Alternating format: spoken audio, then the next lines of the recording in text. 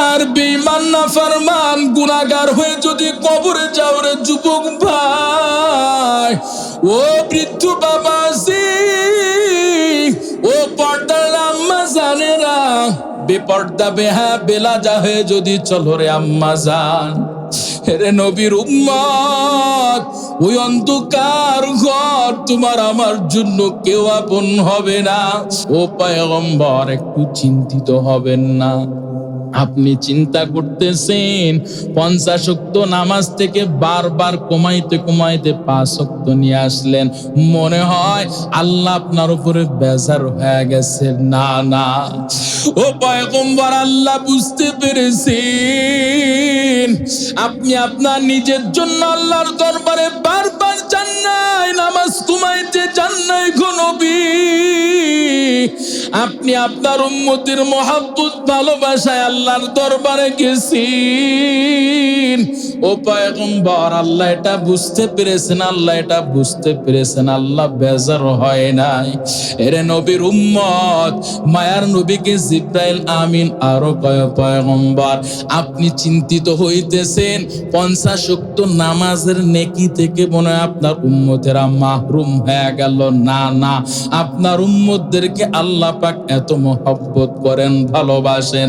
পয়গম্বর, আপনি আপনার উম্মতদেরকে মেসেজ দেন, আপনি আপনার উম্মতদেরকে জানাইয়া দেন, আপনার যে উম্মত, আল্লাহর যে বান্দা, আল্লাহর প্রতি মহব্বত ভালোবাসা নিয়া যে বান্দা 5 ওয়াক্ত নামাজ ঠিক মতো জামাতের সাথে পাবন্দি করতে পারবে, যত যত সময় নামাজের পাবন্দি করবে, নামাজ আদায় করবে, পয়গম্বর উম্মতদের মাঝে মেসেজ দেন, আল্লাহ পাক আপনার উম্মতকে এত মহব্বত করেন, ভালোবাসেন। উম্মতেরা 5 ওয়াক্ত নামাজ আদায় করবে, আল্লাহ পাক উম্মতকে ভালোবাসা উম্মতের অ্যাকাউন্টে 50 ওয়াক্ত নামাজ আদায়ের সওয়াব লিখে দিবেন। মাকুনচুসতি নামাজে পঞ্জে গানা ফাওয়াইলুল লিল মুসাল্লিন আল্লাযীনা মুমিনারা ইনামাজ ইমদাদে দাগা ইস্তাঈনু আয়াতি কুরআবাখা আয়াতে কদ আফলাহারা ইয়াদকুন কৌরু কুন্দাল মানি yazদিল সাদিকু তু দিল মে তু आता है समझ में नहीं आता, तू दिल में तू आता है समझ में नहीं आता, बस जान लिए मैं तेरे पहचानो यही है, बस जान लिए मैं तेरे पहचानो यही है। हज़न सुनी থাকো যারা বিছানায়, আজান শুনি থাকো যারা বিছানায়, তাদের জন্যে কাঁদেন নবী মদিনায়, তাদের জন্যে কাঁদেন নবী মদিনায়। সেই নবীর জন্য কি মায়া লাগে না, সেই নবীর জন্য কি একটু মায়া লাগে না। হায়রে উম্মত, নামাজ কেনে পড়ো না? চিৎকার করে বলেন না আল্লাহু আকবার। মুনাজাত দিই, একটু দিই না মুনাজাত, চলবে? একটু দুইটা হাত তুলে জাগান না আল্লাহু আকবার। নারে তাকবীর, দিন ইসলাম, দিন ইসলাম, নারে তাকবীর। আসুক না যত বাধা যত ঝড় সাইক্লোন, রাসূলের পথে মোরা চলবই। এ জীবন বাজি রেখে দিনের নিশান মোরা বাংলার আকাশে উড়াবই। কথা বলেন ঠিক কিনা? আসুক না যত বাধা যত ঝড় সাইক্লোন, রাসূলের পথে মোরা চলবই। এ জীবন বাজি রেখে দিনের নিশান মোরা বাংলার আকাশে উড়াবই। মোরা কামানের মুখোমুখি দাঁড়িয়ে, মোরা জালিমের মুখোমুখি দাঁড়িয়ে আল্লাহু আকবার বলবো। আসুক না যত বাধা যত ঝড় সাইক্লোন, রাসূলের পথে মোরা চলবই। এ জীবন বাজি রেখে দিনের নিশান মোরা বাংলার আকাশে উড়াবই। কথা বলেন ঠিক কিনা? আমাদের দেহে বয়ে জিহাদি রক্ত, প্রাণে প্রাণে বিপ্লবী ঝংকার। তাকবীরে তাকবীরে বাতিলের মসনদ, কত ভেঙে করেছি যে চুরমার, কত ভেঙে করেছি যে চুরমার। আমাদের দেহে বয়ে ইমানি রক্ত, প্রাণে প্রাণে বিপ্লবী ঝংকার। তাকবীরে তাকবীরে বাতিলের মসনদ, কত ভেঙে করেছি যে চুরমার, কত ভেঙে করেছি যে চুরমার। আমাদের ছোট হৃদয়ে, আমাদের ছোট হৃদয়ে নবীজির প্রেম ছবি আঁকবই। আসুক না যত বাধা যত ঝড় সাইক্লোন, রাসূলের পথে মোরা চলবই। এ জীবন বাজি রেখে দিনের নিশান মোরা বাংলার আকাশে উড়াবই। চিৎকার করে বলেন আল্লাহু আকবার। ভাইরা আমার, আল্লাহ পাক ইবাদতের আদেশ দিলেন। ইবাদতের মধ্যে সর্বোত্তম সর্বশ্রেষ্ঠ ইবাদতের নাম হলো নামাজ। নামাজ কেমনে আইলো, কিভাবে আইলো, ইতিহাস আমি আপনাদের জানাইলাম। একটু একটা ফজিলত আমি আপনাদের সামনে বলে যাই গো বাবা। যেই রিজিকের জন্য আমরা মরিয়া হয়ে ছুটে চলি রে ভাই, নামাজি বান্দা 5 ওয়াক্ত নামাজ পড়বে, বান্দার রিজিকের মধ্যে বরকত দান করবেন কে? এরে নবীর উম্মতির দল, কিয়ামতের ময়দান এমন ভয়ঙ্কর, আল্লাহ পাক এমন একটা রাস্তা তৈরি করবেন, পুল সিরাতের রাস্তা। যে রাস্তার প্রশস্ততা কেমন জানেননি? আপনার মাথা থেকে একটা চুল আপনি ছিঁড়বেন, চুল তুলবেন, এই চুল তুইলা দেখবেন কতটুকু প্রশস্ত রে ভাই। এই চুলের চাইতেও চিকন এমন একটা রাস্তার নাম হবে পুল সিরাতের রাস্তা। এরে নবীর উম্মতের দল, জাহান্নামী বেনামাজি বান্দা বান্দিরা ওই পুল সিরাতের রাস্তা পার হতে পারবে না। আর যে বান্দা 5 ওয়াক্ত নামাজ ঠিক মতো আদায় করবে রে মুমিন, মায়ার নবী বলেন আল্লাহ পাক 2য় নাম্বার পুরস্কার ঘোষণা করেছেন। ওই নামাজি বান্দা চুলের চাইতেও চিকন পুল সিরাতের রাস্তা সেকেন্ডের গতিতে পার হয়ে যাবে। এরে নবীর উম্মতির দল, মায়ার নবী রাহমাতুল লিল আলামিন আরো জানায় দেন, কিয়ামতের ময়দানে আল্লাহ পাক এমন ভয়ঙ্কর আওয়াজ ছাড়বেন রে মুমিন, আল্লাহ পাক বলবেন লিমানিল মুলকুল ইয়াউম লিল্লাহিল ওয়াহিদিল কাহ্হার। এই কাহ্হারিয়াতের আওয়াজে পুরো হাসরের ময়দানটা থরথর করে কাঁপতে থাকবে। নবীরা পর্যন্ত নাফসি নাফসি বলে কান্না করতে থাকবে রে মুমিন। এমন ভয়ঙ্কর পরিস্থিতিতে একটা দিনের নাম হবে ইয়াউমুল হিসাব। হিসাব গ্রহণের দিন, বান্দার আমল নামা গ্রহণের দিন আসবে।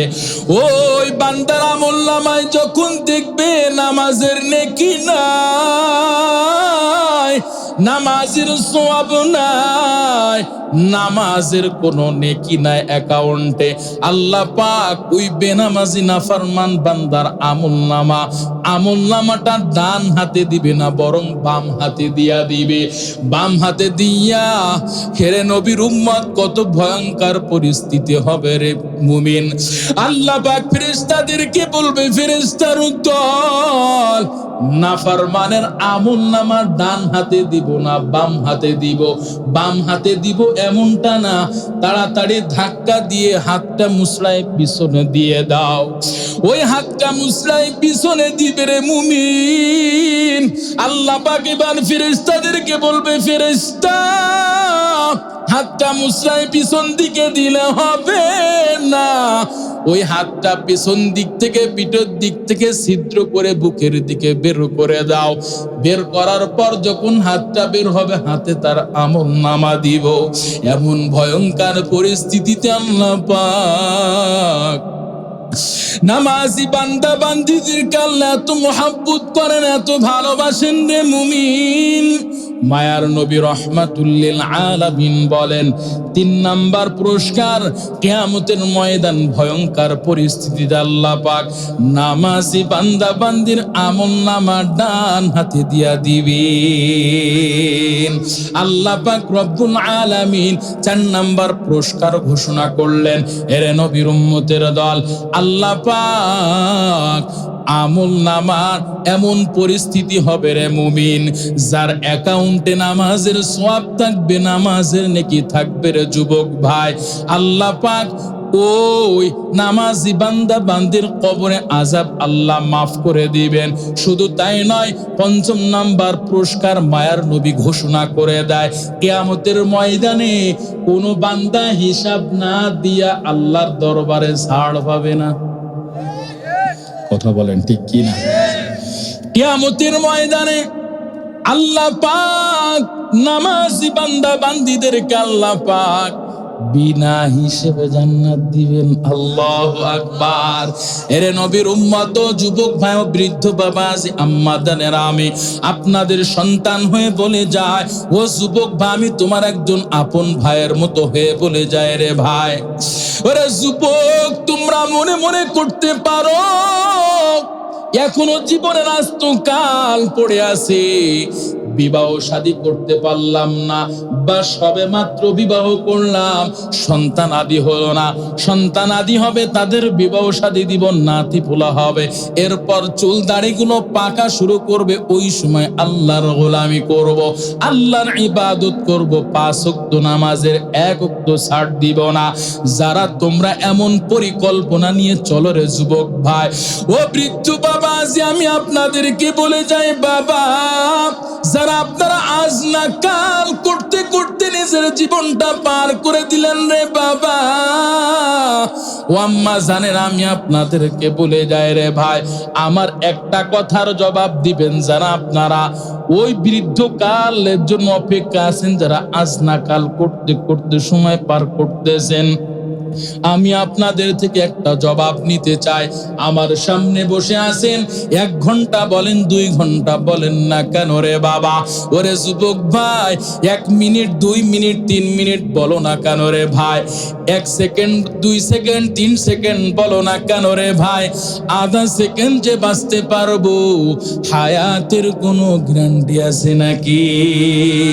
হায়াতের কোনো গ্যারান্টি নাই রে যুবক ভাই ও বৃদ্ধ বাবাজি ও আম্মা জানেন, আমি আপনাদের সন্তান হয়ে বলে যাই, ও আম্মা জান, আর কত সময় পার করবেন বেপর্দা বেহায়া বেলাজা হয়ে চলবেন? আপনাদের ওই কবরে আযাবের কথা কি একটু স্মরণ নাই? এরে নবীর উম্মত, দুনিয়ার জমিন থেকে যখন আমি আপনি বিদায় হয়ে যাব রে বাবা, দুনিয়ার জমিন থেকে যখন বিদায় হয়ে যাব রে যুবক ভাই, মায়ার নবী রাহমাতুল লিল আলামিন জানাইতেন, মুনকার নাকির ২ জন ফেরেশতা আল্লাহ পাক খবরের মধ্যে পাঠিয়ে দিবেন। ৩টা প্রশ্ন চাইবে, ৩টা প্রশ্নের জবাব চাইবে। রবের পরিচয় দাও, ধর্মের পরিচয় দাও, মায়ার নবী রহমাতুল্লিল আলামিনের পরিচয় দাও। হেরে নবীর উম্মত, নেককার বান্দা বান্দি, নামাজি বান্দা বান্দির সাথে সাথে উত্তর দিতে পারবে রবের নাম আল্লাহ। যখন জিজ্ঞাসা করবে তোমার ধর্মের নাম কি, নিজের জীবনটাকে যদি ইসলাম মোতাবেক সাজাইতে পারো রে যুবক ভাই, তখন তুমি উত্তর দিতে পারবা আমার ধর্মের নাম হলো ইসলাম।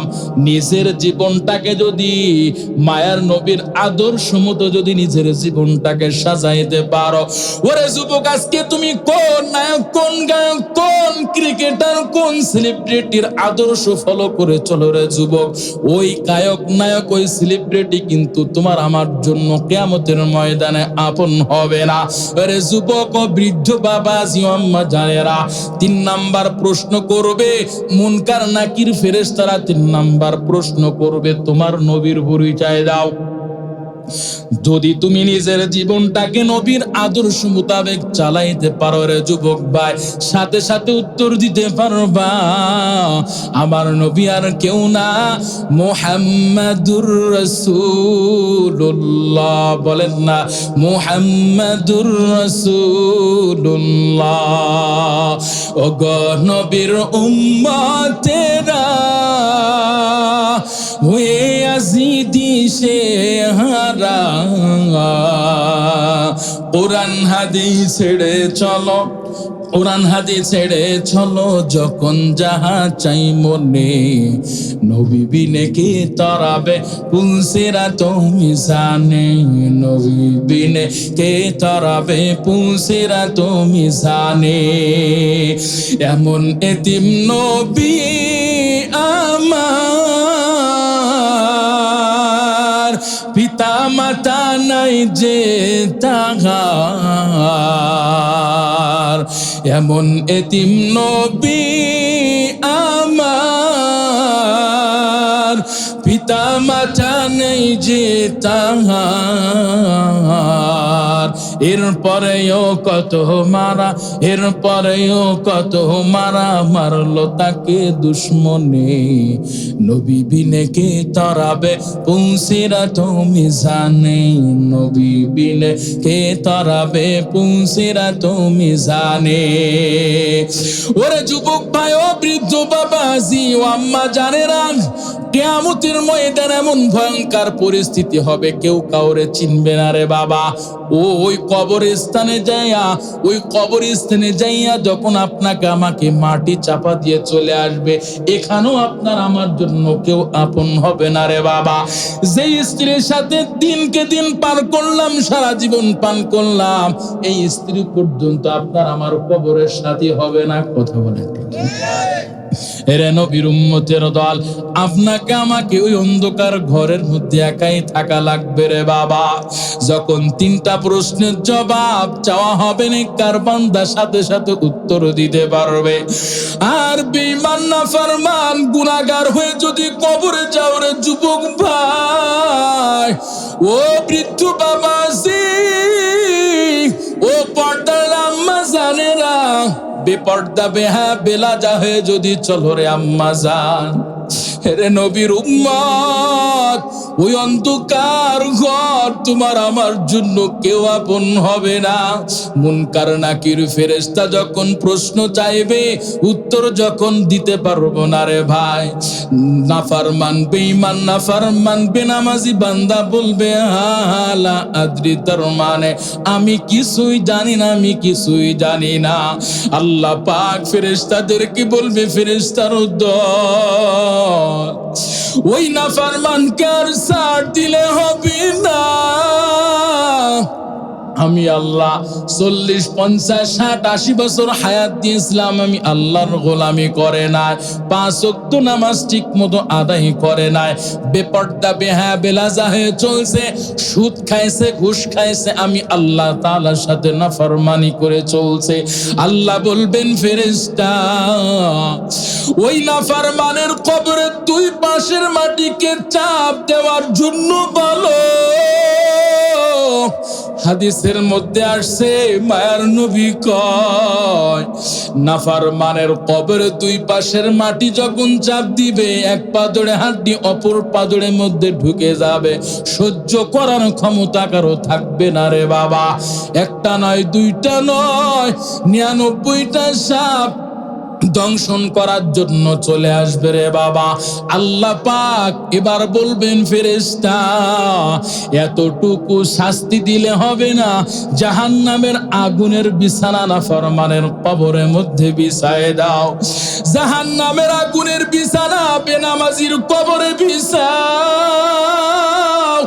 এরা নবীর উম্মতের দল, দুনিয়ার আগুন 1 সেকেন্ড সহ্য করতে পারি না, আর কোটি কোটি গুণ তেজের আগুন ওই জাহান্নামের আগুন গায়ে লাগা মাত্রই পুরা শরীরটা তামা তামা হয়ে যাবে।